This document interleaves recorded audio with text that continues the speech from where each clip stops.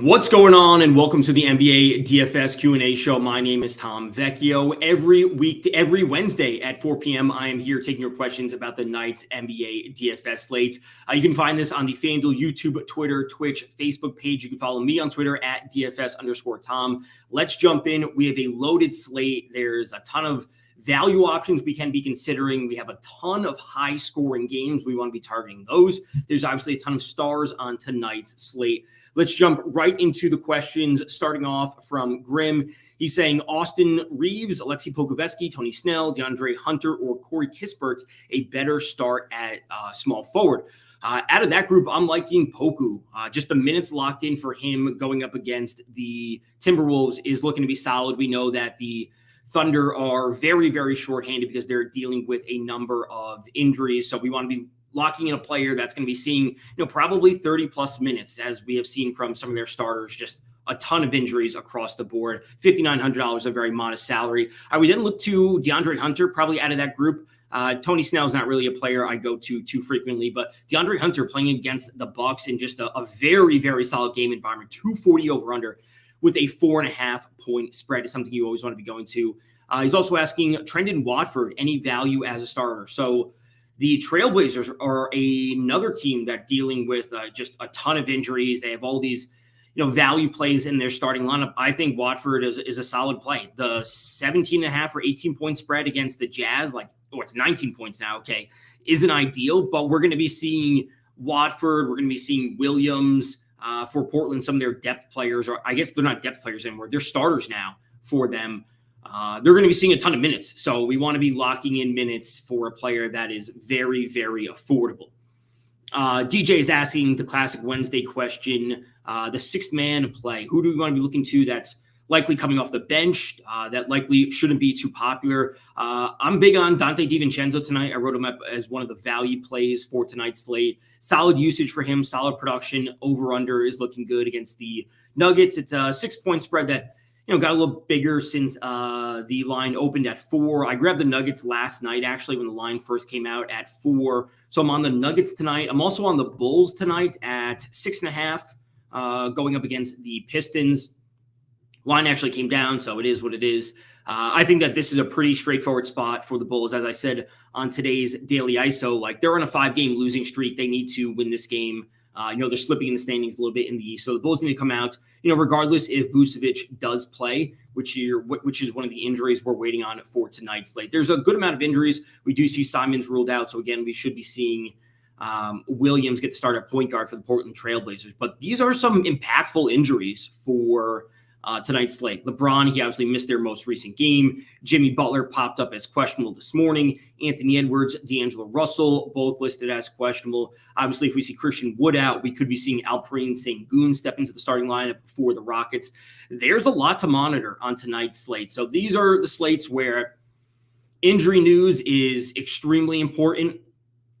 Making sure you have your player pool, I would say pretty condensed, is extremely important. So if you're going to players like Williams and Watford, like I said, I'm pretty big on Donte DiVincenzo. I like, the upside he brings, especially in a strong game environment. You always can be going there. We're working with 8,000 per player remaining. If you want to go to a player like Poku for, where am I looking for? OKC. If you want to lock in Poku, he's not overly expensive, $5,900.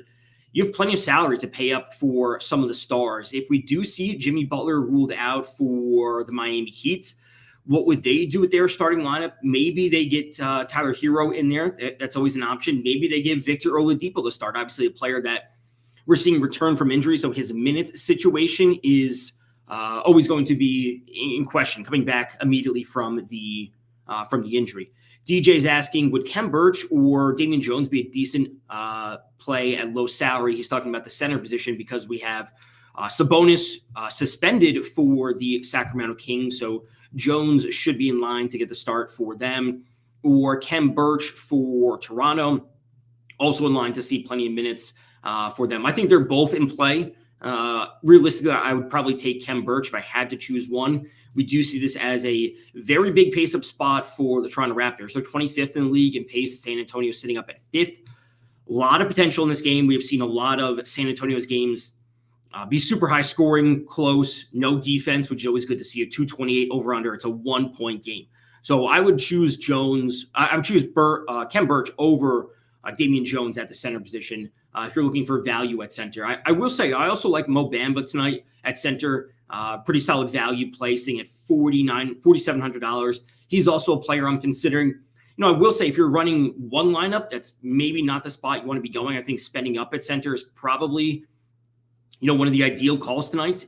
Getting to Jokic or Towns, both in great matchups. We want to be attacking there. I also like Rob Williams a lot tonight. Going up against the Charlotte Hornets, we saw what Andre Drummond did last night. He ended with, 46 or 47 FanDuel points going up against the Hornets. Obviously, a very, very weak defense against centers. They're allowing the fourth most FanDuel points per game. We also see the Charlotte Hornets number 1 in the league in pace.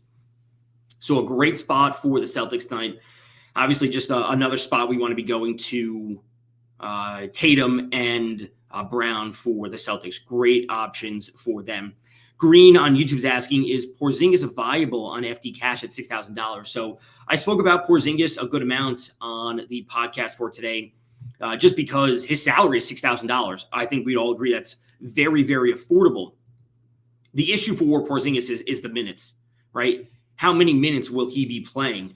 Will it be 21 again? Will it be 25? Will it be 30? If we got some updated report in terms of his minutes, how many will he be good to go? That is ultimately going to gauge the interest I think you should have in him, because 20 minutes is okay. If they're going to bump him up to 25, 28 or no minutes restriction, that's when ultimately I have a ton of interest in him, because he should be the main usage leader. So, as of now at 4:07 p.m., I would say Porzingis right now isn't viable in cash because 20 minutes isn't enough. And that's really what it comes down to. Like 20 minutes, if he's going to be, capped there, isn't enough for him.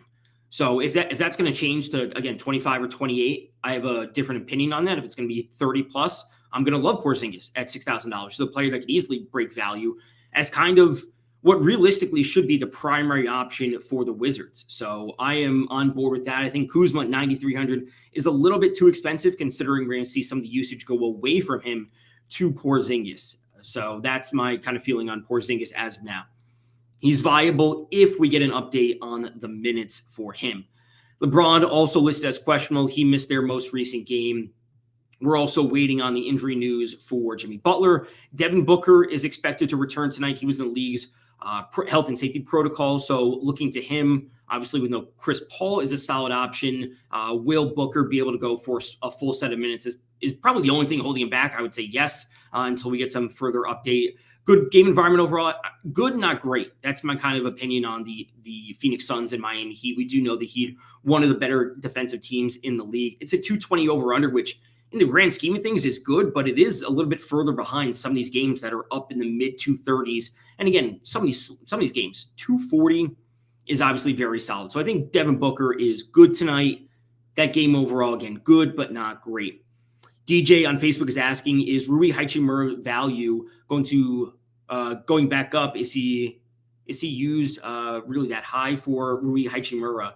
I think he's okay overall. If you're worried about like the minutes for him coming off the bench, that's obviously always a factor with Porzingis returning.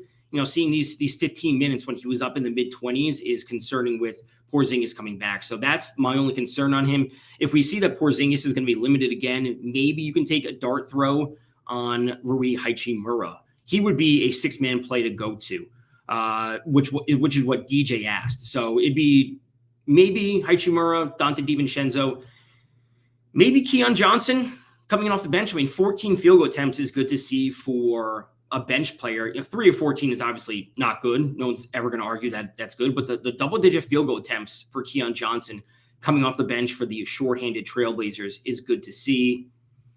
Maybe Spencer Dinwiddie as a 6-man option for the Mavericks. That's always in play. Malik Beasley, potentially. Obviously always going to Hero is always a solid option.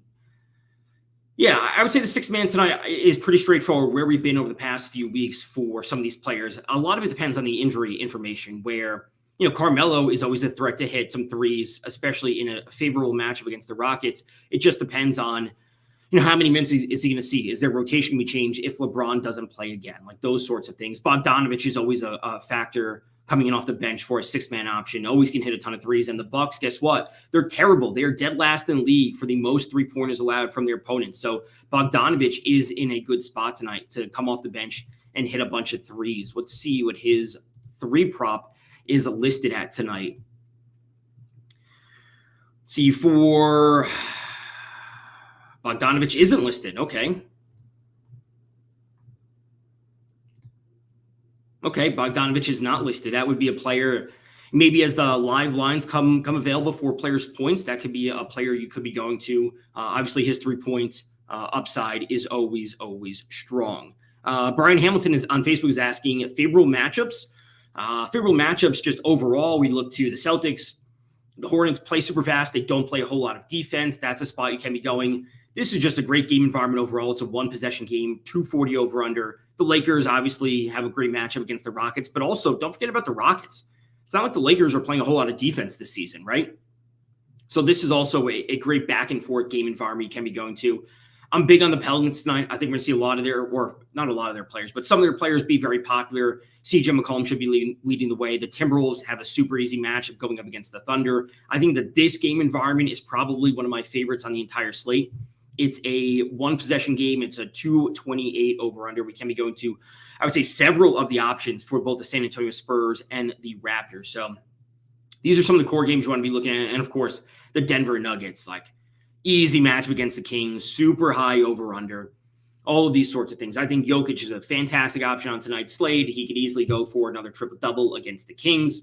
The Jazz, 18, 19-point favorites is not really a spot that I want to be looking too much. That blowout factor is huge, as we saw the other night. For the Timberwolves going up against the Trailblazers, they won that game by whatever it was, 30, 35 points. The limited minutes for players at the end of games is certainly a factor throughout the season. I think we're getting to the point where, especially later in the season when we're not dealing with a whole lot of games remaining, that, seeing teams back off some of their star players in terms of minutes, if they're really, really, up in the game, just to give them a little bit of extra rest, is not going to be surprised.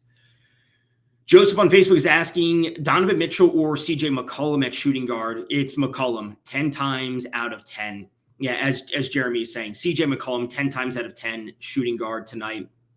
We have, Mitchell is 8,400 and McCollum is 85. It's McCollum. This is an 8-point spread. I think the Pelicans have to come out strong after kind of a bad loss last night. They have to come out strong against the Magic. This is a winnable matchup. The Pelicans are, trying to secure their spot in the play-in, the playoffs, whatever you want to call it. This 19-point spread for the Jazz is not really a spot that I want to be going. Seeing Mitchell, as I've said before about these huge spread games, seeing the Jazz win this game wire to wire, and Mitchell literally not play a minute in the fourth quarter is not going to be a surprise. We saw it on Monday night for Jimmy Butler, and I was on the under on Jimmy Butler points, rebounds, assists, and he literally didn't play a single minute in the fourth quarter because they were up by so much over the Rockets. So this is the situation where, why do the Jazz need to put Donovan Mitchell out there if they're up by 15, 20 heading into the fourth, while McCollum is $100 more playing a game with a closer spread, and ultimately he's the driver of the offense for the Pelicans. Not saying that Donovan Mitchell isn't one of the drivers of the offense for Utah, but also with Brandon Ingram ruled out for the Pelicans, we want to be going to McCollum time and time again tonight. So that is very, very easy. Joseph is also asking Z.LaVine or Jaylen Brown tonight. That's a coin flip. That's like almost, just personal preference at shooting guard, looking for LaVine, who's 77, or Jaylen Brown, also 7,700. So you're obviously working within the same price range for both of these players. I think they both have great matchups. It's not like we're worried about the defense for the Pistons at all, or we're worried about the defense for the Hornets. We look to Chicago overall this season. Obviously, this is a bit skewed because that's injury reports. Let's see who's out for them. Lonzo Ball's out, Caruso's out, Pat Williams out. Let's just run this quickly. Let's see if Vooch got officially ruled out. Let's see if there's an update on this, because it's splitting hairs here essentially for some of the usage. So LaVine, 29% usage rate. over 1 FanDuel point per minute. He's obviously one of the main guys for them. And overall in the season for Jaylen Brown, it's minor differences in terms of usage and production. If I have to choose one, I'm going to go with Jaylen Brown. I have more faith in the Hornets to come out scoring, hit a bunch of threes, and keep that game close compared to the Pistons. So if I have to choose between one of them, it would be Jaylen Brown. These are all good questions, keeping these players within the same price range. You don't want to be asking about which player do you prefer, Jokic or like Mo Bamba. Like I said, I like Mo Bamba as a value play tonight. It's like we're completely at different parts of the salary tier. So we want to be sticking in the same salary tier for like which one players or which one type question. So I'm big on Jokic tonight. These are some of my core value plays tonight. Again, on larger slates like this, you can't play everybody. You can't have exposure to everyone. So try and narrow down the player pool of values that I want to be getting into a lot of my lineups, values that are going to be seeing a ton of minutes, that are going to be seeing, extra usage due to injury situations, whatever it might be. And then also prioritizing the top tier of players. So Jokic is a bit of a priority for me tonight. I have some interest in Devin Booker. Again, that game environment is good, not great. I'm just hoping that he's not super popular. Obviously, Towns is in a great spot, but it's really going to be Jokic, McCollum, and probably DeRozan as some of my core options overall tonight. So if we lock in McCollum at shooting guard, then put DeRozan at small forward, get 6,300 remaining per player with 2 spots open, and you have some great stars and scrubs for a nice little build there. Grim on YouTube is asking, for an underdog spread bet, do you like the Rockets, Wizards, or Nets tonight? Well, the Nets don't play tonight, so I would just double check what you're selecting, and you're not selecting tomorrow's games because the Nets play in Philly tomorrow. For the spread tonight, I mean, if LeBron doesn't play, the Rockets are, was it 5.6 point now? So if LeBron doesn't play, the Rockets would be the spot that I would be going. The Wizards, I would probably rank, I would take Rockets, Wizards. Again, the Nets aren't on tonight's slate. So Rockets, Wizards, probably in that order. Grim is also asking, any 3x2s you like tonight? So let's bring up the 3x2s, NBA. 3x2s for both of those, for any of those people that are new, is 3x2. Will there be 2+ 3-pointers made in the first 3 minutes? So we know that the Milwaukee Bucks, the Charlotte Hornets, the Portland Trailblazers, OKC, Atlanta also in the bottom 10 for the most 3-pointers. So immediately 2 teams, Milwaukee and Atlanta, facing off against each other, both in the bottom 10 of the league for the most 3-pointers allowed. So we could look to the Hawks and the Bucks. -132, it's a little bit of juice. So if you want to parlay that potentially with another team Charlotte gives up so many. We could see Tatum and Brown come out firing. That wouldn't be a surprise. Portland, we know that Utah can get the 3-pointers rolling early and often, as they have for a couple of seasons. And OKC and Minnesota going head-to-head, both also in the bottom 10 of the league for 3-pointers. So I would certainly put Hawks and Bucks number 1. Celtics, Hornets is plus money, which is always nice to see. And then Thunder, T-Wolves, a little bit of juice at -120. So I would go Hawks, Bucks, Celtics, Hornets, and then Thunder, T-Wolves for the 3x2s tonight. I'm going back. Joseph saying on Facebook is saying I'm going back to Alperen Sengun with Christian Wood out again. Yeah, so if we get the update that Christian Wood is officially ruled out, it's Sengun season on tonight's slate. So yeah, Christian Wood still listed as questionable. Great value at the center position. So if you don't have Jokic, if you just take all this value, there's a ton of value to be had, especially if Wood is out. You could be going to Sengun, and ultimately, I would probably try to play Sengun at power forward. As I've said time and time again, when these players have multi-position eligibility, especially at power forward and center, I want to be making sure I'm selecting these players at power forward only, so you're not blocking your lineups. Like if you're using an optimizer, you don't want to block your lineups from potentially having Towns or Jokic in there because they only have center eligibility.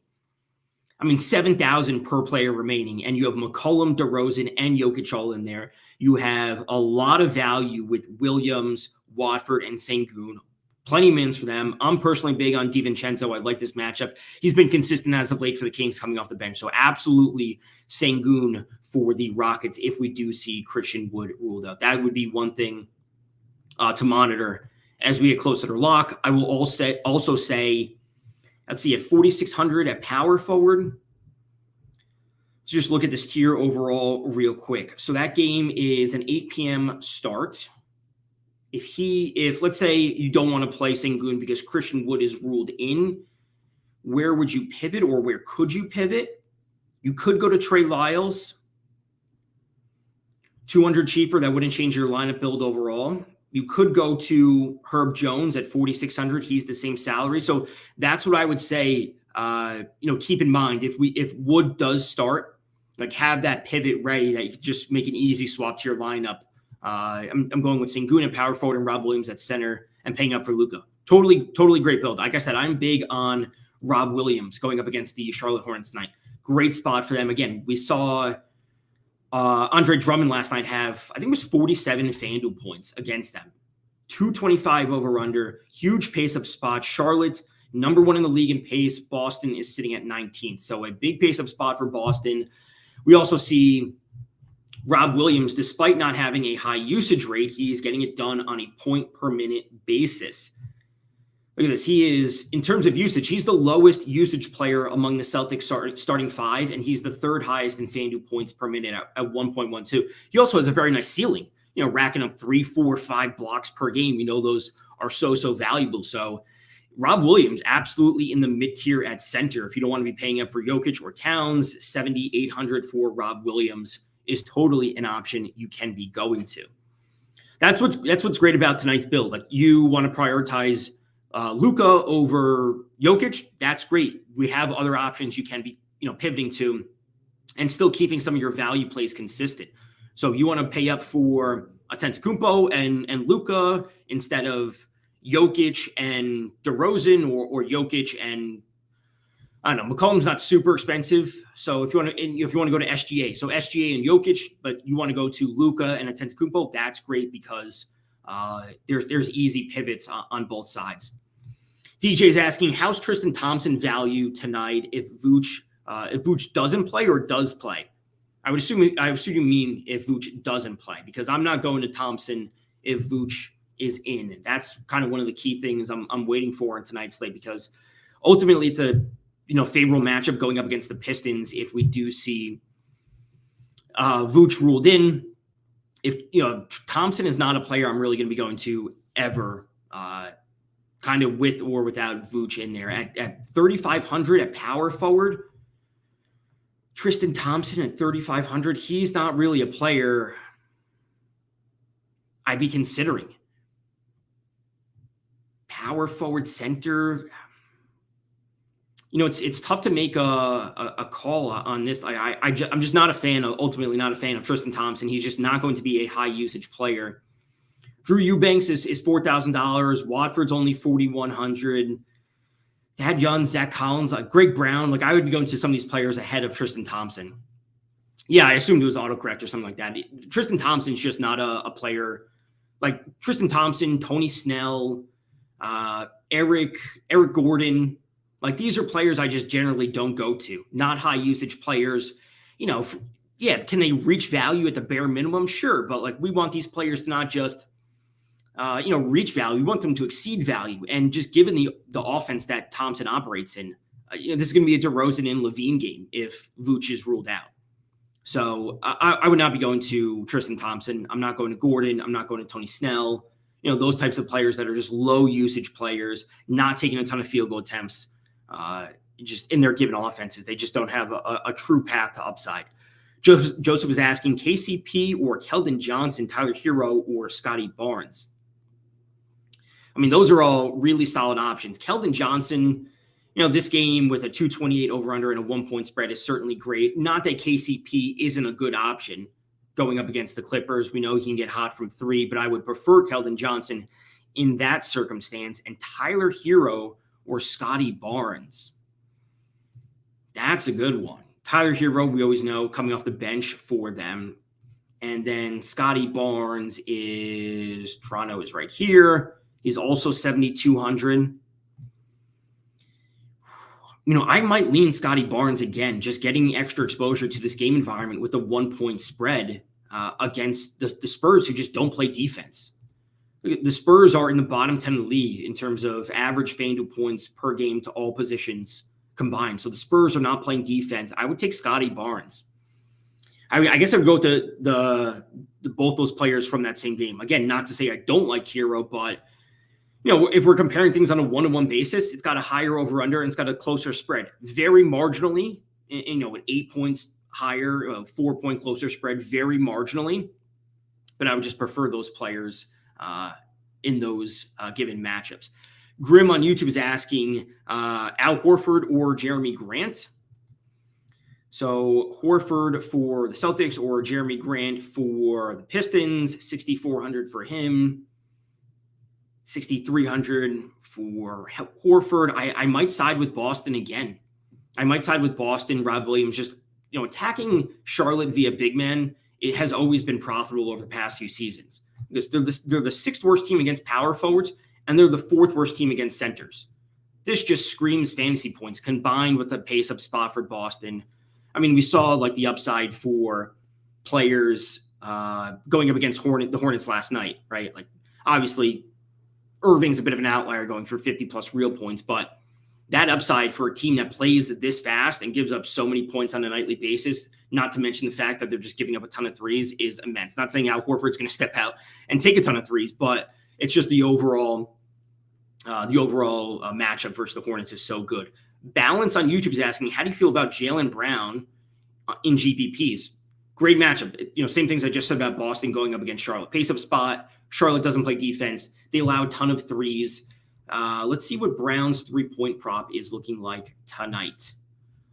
See the Celtics, Jaylen Brown, recent games, always taking a consistent amount of threes, 5, 6, 7, maybe 8 threes per game. Let's see what his prop is looking at, because I do have a little bit of interest. So 2.5 is minus 138. Probably not a spot that I would go. Plus 192 for 4+ made threes for Jaylen Brown in this matchup. 2, 3, 2, 1, 1, 3, 5, 2. So it would have to be, a ceiling game for Jaylen Brown. The attempts are certainly there for him, and the matchup is certainly there for him to get it done. But I love Jaylen Brown tonight. Him, Tatum, Rob Williams, all the options on the Celtics that I'd be going to. Low usage possibility with best value for players. So just overall value, we have, let's go back to all positions. In terms of value, there are a number of good players rated pretty high. Obviously, Damian Jones jumped up to the top with Sabonis ruled out tonight. Solid game environment there. A lot of the Portland players are going to be up here just because their minutes are going to be locked in. I'm not going to Eric Gordon, just personal preference. I'm big on DiVincenzo tonight. I'm not really going to Westbrook, just given his recent form. Porzingis obviously rates high just because his salary is so low, and we know his production per minute can be so high. It just comes down to how many minutes is he going to be playing. I'm also big on Mo Bamba. So a low usage possibility. I think you mean low percentage plays with the best value. That would be a different story because these are not based on projected, percentage in terms of popularity in tournaments. But I'd be going to a lot of these value plays. Damian Jones, if I'm not paying up for Towns or Jokic. Going to DiVincenzo. Going to Mo Bamba, also if I'm not paying up at center. Brandon Williams for Portland. Always forget his name. He should be in the starting lineup with Anthony Simons ruled out. Key on YouTube's asking, do I like RJ Barrett against Dallas for tournaments? He's probably not going to be popular. I'm just not a fan of the matchup overall. Dallas has been pretty solid on defense as of late. We also see both teams in the bottom 5 of the league in offensive pace. So we are not looking at a super high scoring game tonight. 216, is this the lowest on the slate? This is 217. Yeah, so that's the lowest over-under on the slate. So RJ Barrett, probably not an option for me tonight. I mean, he's 7,700. Jaylen Brown, Z.LaVine, Chris Middleton, all in significantly better game environments. I mean, 240 points for Chris Middleton and the Bucks. I will take that 10 times out of 10 over RJ Barrett, along with Jaylen Brown against the Hornets. Also over RJ Barrett. All right, let's end. It's 4:30, so let's run through these quickly. Grim is saying Corey Joseph is a no play, correct? Not really for me. If I'm going to that offense, it's going to be Cade Cunningham, Jerami Grant. KJ Martin or Trendon Watford as cheap on power forward. I'm going with Trendon Watford, just a ton of minutes available for the Portland players. Brian Hamilton, Corey Joseph. I would go, like I said, I'm not going to Corey Joseph in that Pistons offense. So that answers that one. All right, so that does it for today's Q&A. We'll be back next week on today's for today's FanDuel NBA DFS Q&A show. You can follow me on Twitter at DFS_Tom. Until next time, good luck in your contests.